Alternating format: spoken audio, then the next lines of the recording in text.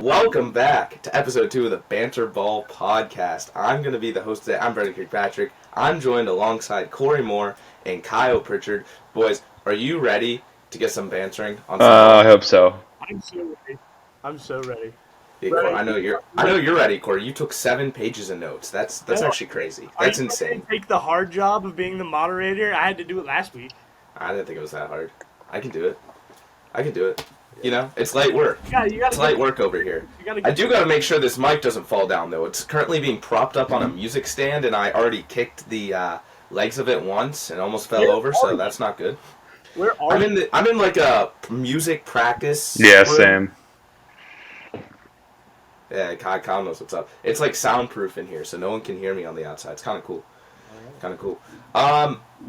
Anyways, let's cut the chit-chat here, and let's get right in to our first question. I'm going to explain the format of this, since this is only our second episode, before we start. So overall, we have 25 minutes to ask and answer the questions. I will ask the questions, and then these two will have 30 seconds to write down their answers. And at the end of that 30 seconds, and something's really messed up with my audio right now.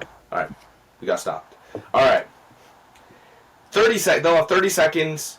I'm going to ask them the question. They're going to answer. And then if they agree, they get 1 minute to talk it out. If they disagree, they're going to have 35 seconds to explain their views. And then after the 35 seconds is over for each of them, they're going to have 1:30 to try and reach a compromise with it. After 25 minutes, if they agree on 10 questions, then they win.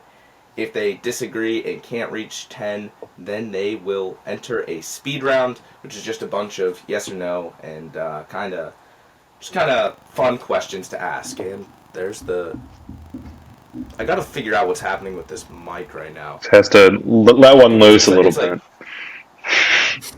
It's like sputter. All right, it stopped. It stopped again. It's like I was recording my Thursday Night Thrashers episode yesterday. Just mute yourself whenever we're talking. Nobody needs to hear you talk anyway. Okay. Wow. That's fair though. That's fair. All right. You know, I will mute myself when you talk. But you guys got to talk though, so we don't have a dead air time. Mm-hmm. All right. Cut to the chat. Also, right. Kyle, are you gonna put in the chat here now that we're on this virtual format? Are you gonna put your answers in the chat? Yeah, put your answers. How do I? And I'll read them. Or you guys explain them. Oh, chat. Okay, sure. All right. You all ready? I guess so.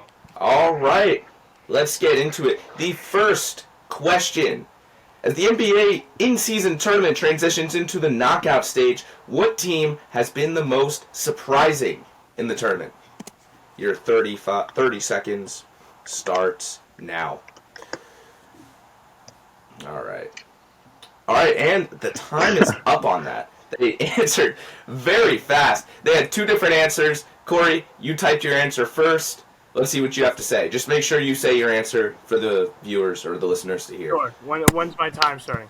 Your time will start now. Okay, so I said the Sacramento Kings. The Kings are 4-0 in the group play, in the competitive play of the in-season tournament right now. They're 6-7 outside of that, and they have a competitive group of Minnesota, Golden State, and OKC. Those are all great top contenders in the Western Conference. Nobody expects a team that's doing kind of average in the regular season to be doing this good in the regular season, in-season tournament. But clearly, De'Aaron Fox and the Kings are showing that this is a playoff-type environment. They are playing playoff-like basketball. De'Aaron Fox is upping his production from 29 points per game outside of it. And your time is up. Kyle, you have the floor. Go okay, so I said the Pelicans, and let me look at my notes here. So they were in a group with the Mavericks, the Nuggets, the Clippers, and the Rockets. And ironically, I think the worst team in that group is the Rockets. And they lost to them, but they beat at the Clippers with Paul George and Kawhi scoring 34 and 20, and Brandon Ingram scored 30 and 32. It beat the Nuggets, which is very surprising, with Jokic scoring 26 and Christian Braun coming off the bench with 25. And the Pelicans had 3 20-point scores. And then they beat Dallas by 21, and no. And your time is up. Okay. All right, your 1:30 timer starts now. Good luck. All Reach right. compromise. All right, look, Kyle, it's not the Pelicans. First of all, it's not the Pelicans. They're fine. And also, I take issue with you saying that the Rockets were the worst team in that group because they also beat the Nuggets, and they beat the Pelicans that you're saying in this in-season tournament. So those wins are not as impressive as something like the Kings, who are losing those same games in a non-in-season tournament situation and winning them in a regular season situation. That is very fair, and I'll tell you what, it's very impressive that the Kings did go 4-0 with the Wolves being first in the West overall. But like when you look at it, they also with the Spurs, who are not doing too well. The Thunder, you got that whole situation over there in Oklahoma City. The Thunder are having a great year. That's not impacting it at all. Their game against the Thunder was weeks before those allegations came out. Kyle, do we want to just agree here that the biggest factor in a team being a surprise is there being a change in production from the regular season to the regular season tournament? Because clearly they're playing this like it is playoff basketball. Sure, no, I can agree with that. I think the Kings, are a little better than you're saying they are. I know they're kind of in the middle ground. They're 9-8 overall. You guys have 10 seconds. They're 4-0. And De'Aaron Fox, again, he's averaging 35 points per game in his tournament games. Domantas Sabonis had a triple-double, 28, 13, and 13 triple-double. And that is So you know what? Kyle, Korey, you guys going to agree? I think I do agree with the Kings at this point because they did have that good win against the Warriors. Right. That big comeback win. So, Korey wins the first question. Not wins, but has full agreement with Kyle in this. All right. The notes are too much. I gotta adjust. This is the forensic side of the podcast, or the debate side of the podcast that's coming to light now. I couldn't read it. Something that I am not too well versed in, to be fair. Yeah. All right. Anyways, let's get into this second question here. The Golden State Warriors have lost 7 of their last 10 games. What is the biggest factor that is leading to their poor play? 30 seconds starts now. Easy. All right, and that 30 seconds is over. Kyle, we can reach an agreement. Consistent identity, too reliant on Steph Curry. I'll say it's a disagreement just for the fun of it. It is an agreement, but we can reach an agreement. Yeah, go easily. Yeah. All right, Korey, I'm just gonna do whoever typed their answer first. Korey, go ahead. 35 seconds starts now. I said that it was a consistent identity. Right now, they have nothing that they can consistently work with, that they know, and that they've been able to adjust. They don't have any 20 points per game scorers outside of Steph Curry. Last season, they had 3. Their second highest scorer right now is Klay Thompson, who's averaging 15 points per game. That's something that they need to adjust for. They haven't had Draymond Green for 4 of those 7 losses, so that's something that they also had to adjust for. They're trying to see what they can do with these younger guys like Kuminga and Moody, and also guys like Kevon Looney and Dario Saric. They're not even really fitting in right now. Their starting lineup right now all has a negative plus-minus. And your 35 seconds is up. There's just no consistency. Yeah. Kyle. No, I think we said it at the beginning of this. We're going to agree at this. Yeah, I think they're very much too reliant on Steph Curry, which is kind of in line with your consistent identity. They don't have anyone that is scoring more than 20 points a game. We've had the talks that Klay Thompson is washed. I don't think he is, but the suspension for Draymond I don't think helped at all. Kind of with the character of the team. You're not having a guy who's won 4 rings with them on that for 5 games. It just seems like not a lot, but in NBA that's a decent portion of the season. So they really gotta try something new at this point because they're not doing too well. And your time is up. All right, 1:30 to reach an agreement, which I think is going to happen pretty fast. Starts now. Go. The one thing I want to say is, do you think that them being reliant on Steph Curry, do you think that that's a formula that cannot win games? Maybe Because why I said consistent identity is because I don't think that's a problem in itself. I just don't think that the team knows exactly what they want to do with that because, again, their starting lineup together is all negative plus-minus. Chris Paul's lineup is doing better than Steph Curry's lineup right now.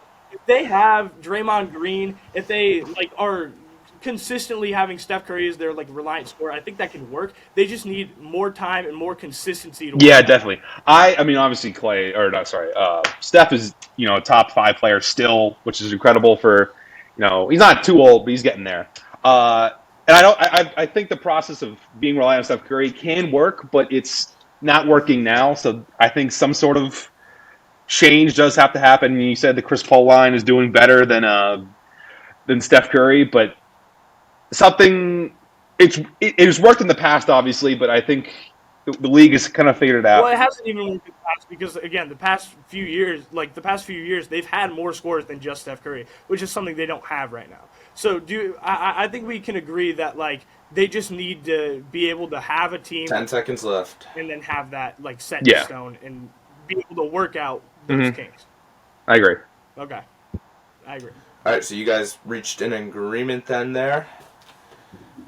I'm going to put that as a neutral agreement if I can grab control of this whiteboard. Quit wasting time, moderator. I thought it was. I'm not wasting time. I am Easy. talking. All right. Next question. We're going a bit out of order here. JJ Reddick claims Anthony Edwards will be an NBA legend by the time his career is over. Do you agree with this statement? It's a yes/no question, but I think we can have some good talks with it.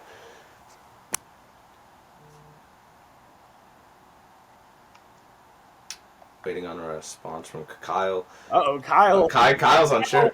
Sure. All right. All right. That's an agreement. 1 minute. Talk it out. All right, honestly, Sure with the three periods. My answer of yeah was like kind of in the exact same like realm as sure. I think it kind of depends on like what you define. Yeah, totally. I agree. And obviously, you're more of the NBA guy here than I am. So the guy's only been in the league for a full 3 seasons, and he's done very, very well, obviously. And Wolves are the number 1 team in the West right now. But I'm not sure if I can make that call right now. I think he's going to have a good career. I think that's undoubtedly. I feel like he's had enough time now to like determine that like it's gonna work out. Sure. Like I don't think where he is now is where he's going to stay. But even if it is, like he's playing good basketball. Like I feel like at this point people don't consider Andrew Wiggins as being a bust, and he essentially was having the same production that Edwards is having now, but just like through his entire career. So like even if that's And that is your time. You guys reached an Yeah, agreement on that. Great discussion there. Anyways, moving on to the next question. Question 5. What's been going on with the Detroit Pistons? Why are they so bad? Bro, why are you picking the lame questions? What do you mean the lame question? I'm just reading. I was excited for that.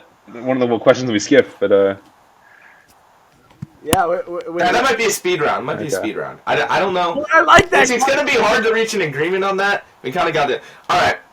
You both have different answers. Korey, go ahead. Start us off. All right, there's nothing wrong with the Detroit Pistons. People just expect them to be better right now because Houston and OKC are better, but like they've had more to work with their free agent signings, and then Oklahoma City has had more draft picks. Like Detroit has only had 4 lottery picks in the last few seasons here. Their only one that they've gotten a higher, like a top 4 pick, was Cade Cunningham. They just don't have much to work with right now. They have people like Marvin Bagley and James Wiseman. They still need to determine what those guys' role in the team is. So there's And that is your time, Kyle. no problem. Those No. are expected. that's fair. So I'm kind of on the same wavelength as you. There's really no one there that I have a lot of confidence in. I mean, Cade's a great player, but is he going to be your number 1 guy? I don't really think so. I have some fun stats here. They've won 9 games in the calendar year of 2023, and the Lions, an NFL team, have won 10. They've won 5 games since the trade deadline last year, and they did not win a single game in November. That is absolutely cause for concern, I think. They've been in this rebuild for 4 years, and nothing's really been gone to show to it, I think. All right, great timing there, Kyle, as the time runs out as you finish. Minute 30, discuss it out. I personally just take issue with you saying like that's cause for concern because like the Spurs right now, they're playing terrible. They have been playing terrible, but nobody cares because they realize Wembanyama is going to be something that's crazy. I personally think Cade Cunningham can be really good. They just need more people around them. They need to determine like what Isaiah Stewart is and like what other people around their team are going to be. They don't have a problem.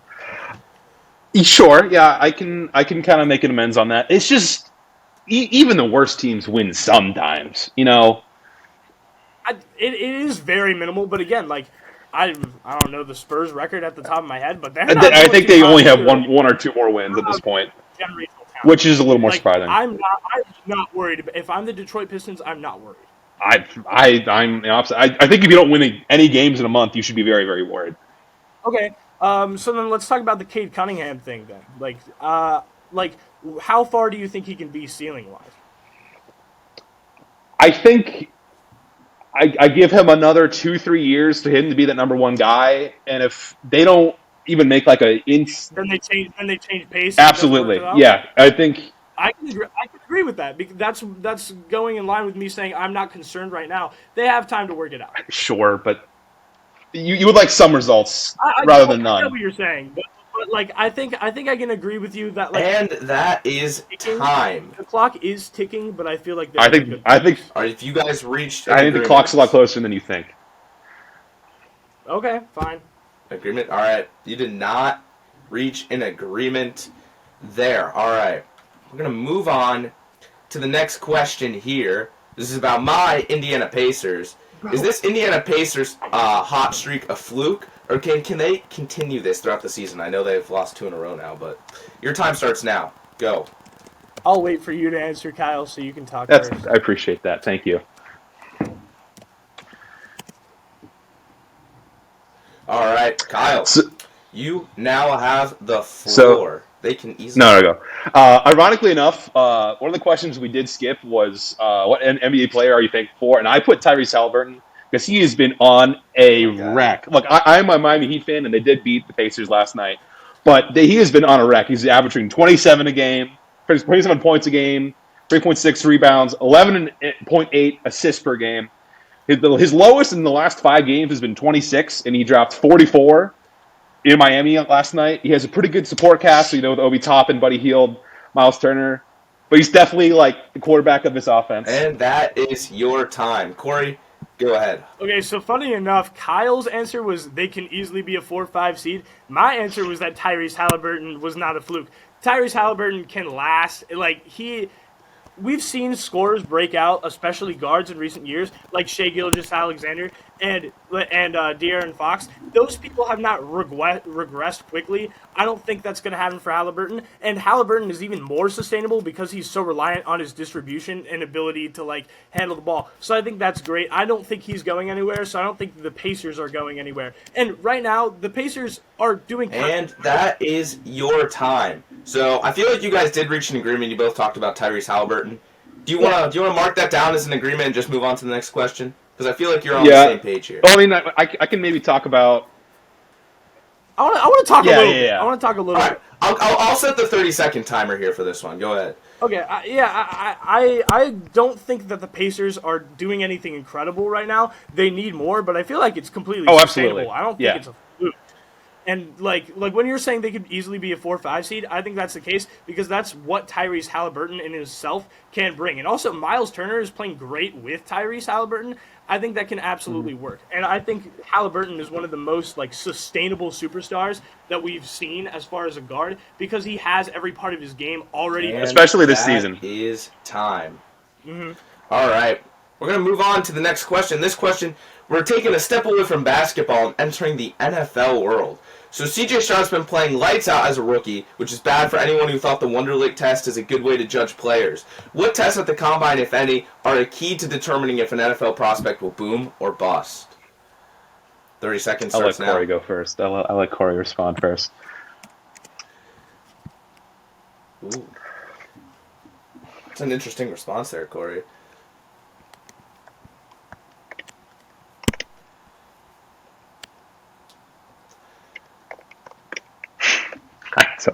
I don't know exactly what they're called. All right, I get what you mean. Korey, go ahead. Okay, look, no draft combine test is made to perfectly predict if a player is going to boom or bust. all of those strength, speed, physicality tests, they're going to give you exactly what you already know you're getting with the drafted player. You're not going to see a player come out of nowhere and to be able to point back to their 40-yard dash time at the combine as the reason. I would say that their biggest factor in whether or not they do boom is that IQ, which is not really being predicted very well by the Wonderly test. So I don't think there's anything that can predict a boom from the combine. What can predict a bust is my answer, the injury-related test. And that is your time. You're going to have to expand upon that in the minute 30 session. Kyle. So I didn't really have a perfect answer for this, but if I'm being honest, I'm not a humongous fan of the NFL draft. I think you should be more reliant on just scouting individual like college games and stuff like that. But if I had to give an answer for draft-based like performance tests, I would say, passing. You want a guy that is kind of smart with the ball, like knows the option to like knows which option to go through. And that kind of goes back to the IQ. Is if your first option isn't good, go to your second option. Plus, put it in the flat to the running back. But yeah. And that is your time. A minute 30 to discuss here.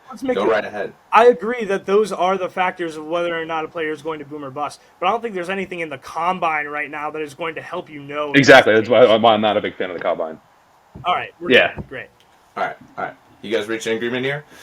That is perfect. Let me reset the timer, and then I will ask the next question.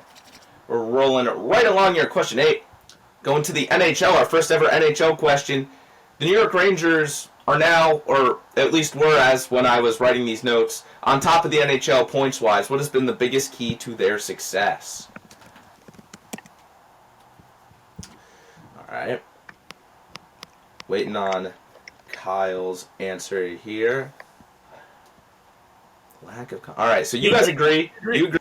Here's a minute to discuss this. Go ahead. Bro, they're not playing any. So we said that it was the lack of competition or an easy start. They're not playing anyone that's like crazy, and when they are, it feels more of like a Cinderella win than like an actual like. Sure, and they had a good win against Boston. I want to say a few days ago, but like, yeah, the Atlantic Division is a lot better than the Metro is right now. If I want to pull up those rankings here, they are 5 points up in the Metro with Hurricanes at second, the Capitals at third, and the Islanders at fourth. If I'm the Rangers, none of that scares me. They have the second least goal. They have the second least goals against them right now, and I don't think that's because their goalie is like doing anything crazy right now. They just don't have that much competition, and their goal differential is not that high. Like you got the Canucks, whose goal differential is insane right now, and it's like come on, the Rangers are having less. And that is your time. And they're not doing that much. I think the only real threat to them in the East right now is Boston, right now. All right.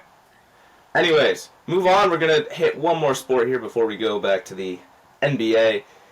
MLB time. Here we go. The San Francisco 49. The San Francisco Giants are reported to be all in the free agent market this offseason after failing to land Aaron Judge and Carlos Correa last year. What top 2 free agents should the Giants go after?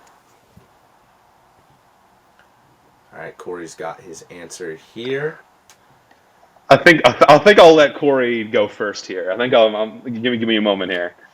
Well, Korey is going first. You need your answer. You got to type your answer. I only had enough time to do one. Waiting on an answer, I only Kyle. had enough time to do That was one answer. Being quite One honest answer. to do. All right. Go ahead, Korey. All right, I said Ohtani and Yamamoto. Right now, the Giants, they can't afford to get anything less. They've already passed on a couple of free agents here. Like, they need to be full ahead, especially if they're saying that they're all in. Like, they need to be signing these players. They can't end up being the New York Knicks right now that missed out on Kyrie Irving and Kevin Durant. They need to be the Brooklyn Nets, who are booming, especially since the Giants want to be one of the bigger markets in the MLB. They need to get that marquee player that is going to bring them up. So they cannot settle for less right now. I personally prefer Yamamoto other than Ohtani because he is someone who is coming into the MLB. And that is your time. Kyle, you basically have the same answer. I'm going to give you the time to go, and then I'm only going to give you a minute to discuss. Corey's really in the argument. I am going to I'm going to play devil's advocate here. I'm not sure if the Giants can at any point become this kind of big league team, the big market team, kind of like the Yankees or Red Sox, the Dodgers. Look, as much as the Angels are going to want to keep Shohei Ohtani, by any means necessary, by like give them an open check. We will sign any amount of money to you. But like, I'm just not a big fan of the no salary cap in the MLB. And I had the answer. And that is your time. You guys pretty much agree. I'm gonna give you a minute to discuss this. You tried to say. Let me finish. Let me finish. I had the answer of Shohei Ohtani last week for the Orioles, and I kind of understand why it was not. That was not the best answer. That was more of a like. Of course, any team right now would want them, but like, I think there's a lot of teams in the league that are, because of where they are and how much money is being funneled into them, they kind of get an unfair advantage. I think Ohtani would be great, but I'm not sure. I agree that Yamamoto would probably be a better spot, but Ohtani does not seem very reasonable. So I personally think the Giants can become one of those bigger markets in the MLB, and I think this is going to be like a game-changing play of that. So these two players, whether it be Ohtani or it be Yamamoto, again, I say Yamamoto because I don't think anyone's going to think of Ohtani as anything other than an angel right now. They need a superstar player to really lift their market. All right, and that is time. Here we go. Moving on to the next question. This will likely be the last question, so I'm going to ask a question that didn't get asked in the last episode. Back to basketball. Which NBA player's potential have you seen grow the most this season? How many points are we at? You guys are at 1, 2, 3, 4, 5, 6, 7 points right now. Could get 8. Was it the potential one that you asked? Yeah, the one you asked last week, or didn't ask last week. Kyle, I looked at the chat and I thought you were saying Shohei Ohtani. Shohei Ohtani is really maximizing. All right, so you guys did this. Korey, go first. 35 seconds. Okay, so since I initially wrote this question, I'm going to say the way I interpret it, which is whose potential is raising the most, not who is capitalizing the most on their potential.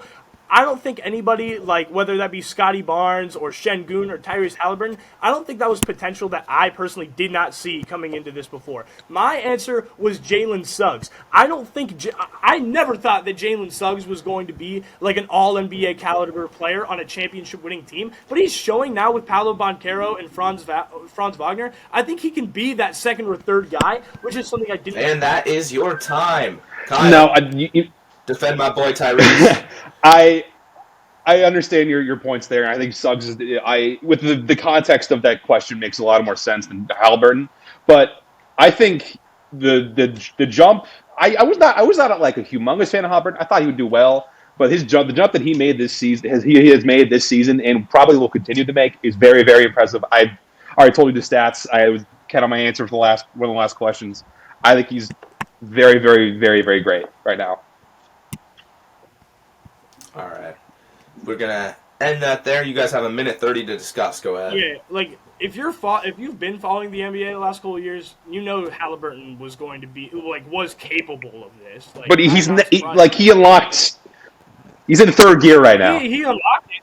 Potential was there. With Suggs, I feel like he's building like an identity that just was not there before. Like his rookie year, he was like averaging. He had 36% from the field, 21% from three. Then last year he got less minutes, in less games, and he had 41.9% from the field. And that is your. Now he's. That's the 25-minute time. Keep going.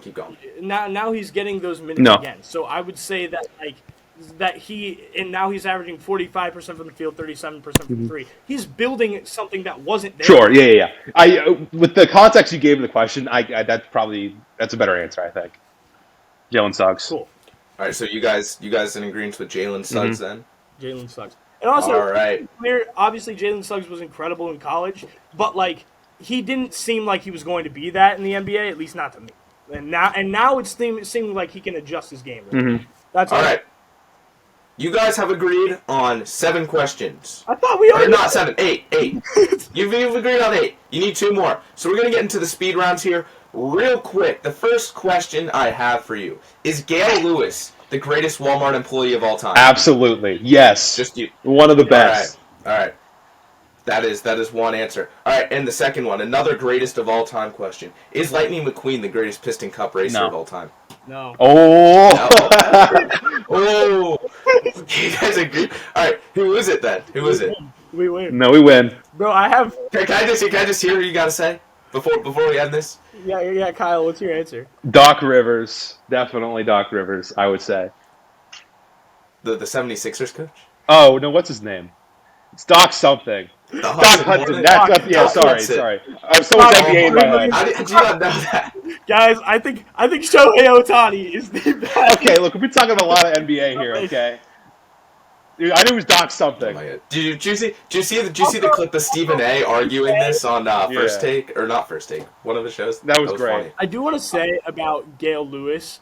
I think Gail Lewis has like less competition right now because since she was in Walmart. If she was in today's Target game, I don't know if she'd be able to. That's fair. That's very fair. I think she would, honestly. Like I know. I'm gonna say she is. I know I'm gonna say she could. employees who work at Target.